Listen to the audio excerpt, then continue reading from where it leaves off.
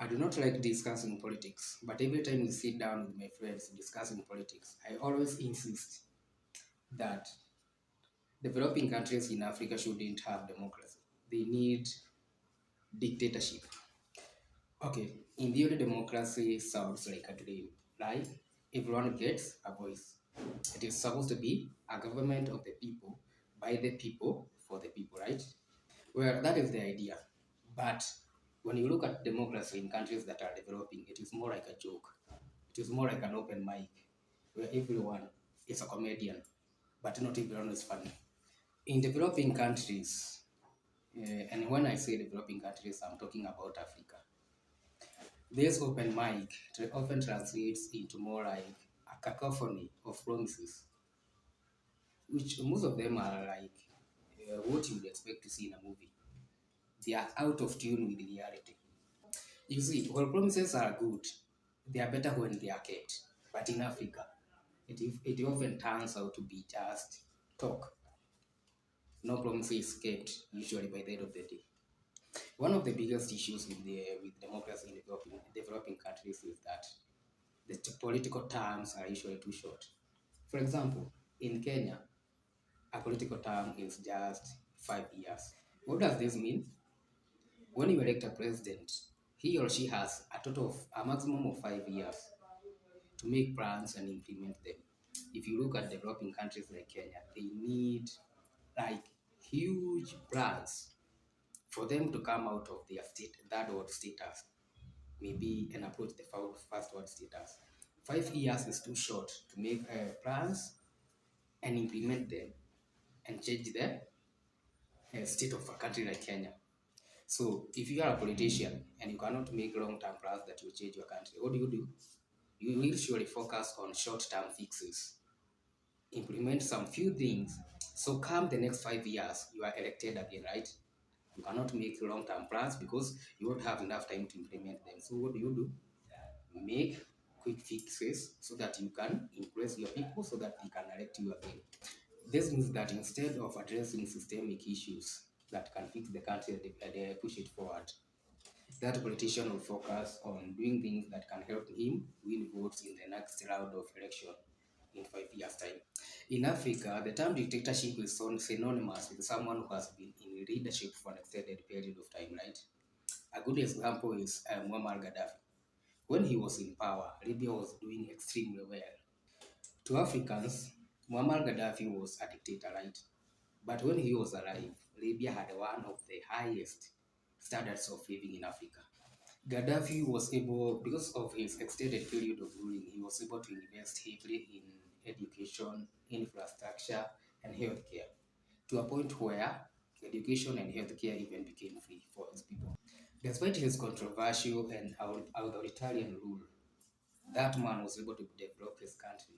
Like it was so far ahead of Africa, and its Human Development Index, into bracket HDI, was one of the highest in Africa, where they killed Muammar Gaddafi in 2011. Since then, Libya has been in a state of turmoil, suffering.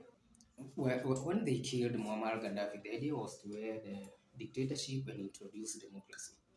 Nowadays, with multiple people vying for power, there has been struggles, violence everywhere, instability, and humanitarian crisis. Today, Libya is one of the poorest nations despite having some of the biggest oil resources in Africa. All that, why did that happen? Because they moved from dictatorship to what we know as democracy. Dictatorship was supposed to be bad for Libya, but it helped them. On the other hand, democracy is supposed to be good for Libya, but it's damaging the country. Well, advocating for dictatorship does not mean I'm advocating for the oppression of human lives. What I'm suggesting is that we need to put people who have a vision for a country in power and allow them to make plans, long-term plans, and implement them. Give them enough time to make good on their promises. We need to start having visionary leaders who can steer our countries towards progress. We need to give them the power and leave them. Like, we do not have to tell them in 5 years we are going to do another election where you may come back to office or leave completely. Imagine a leader who can implement long-term policies focus on sustainable development and ensure the resources that a certain country has are used effectively. I'll give you another example, although this one may not be in Africa, and that is Singapore. Once upon a time, Singapore was just a port city, but now it's a global financial hub. It has grown under the what you would call strict yet effective leadership of Lee Kuan Yew, one of the best leaders that we have ever seen in the world, someone with a vision, someone who is implementing that vision. While many may term his extended tenure something or more like of a dictatorship, that period he has held office has allowed him to implement long-term policies that has helped Singapore grow at a very high rate. Another good example is Dubai. They have a supreme leader by the name of Sheikh Mohammed bin Rashid Al Maktoum. Dubai has managed to transform from a desert town into a city that is a destination for all types of people. Under the leadership of what you would call a dictator, they have managed to become a big metropolis, which is known for skyscrapers. They have the tallest building in the world. They have the most luxurious lifestyles, the best vehicles, and they have one of the most robust economy. All because they have what you'd call a dictator. Back in Africa, we can go to Rwanda, which is more like a rising star right now.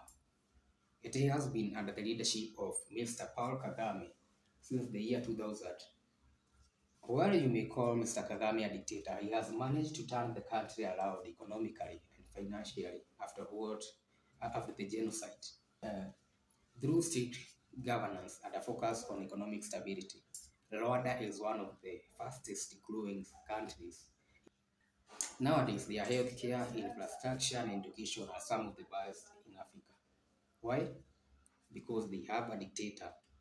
While democracy may present what you people might think as freedom and participation, it often results in short-term thinking because your current leader is thinking of how he will get re-elected in the next 5 years. But when you have what you call a dictator, he or she will have enough time to think about growing the country without thinking about lying to you and taking care of quick fixes. So then he can get your votes in the next 5 years. In democracy, your politicians will focus on winning the next election instead of development. Well, they may show some few developments here and there, but the main focus is getting your votes in the next 5 years.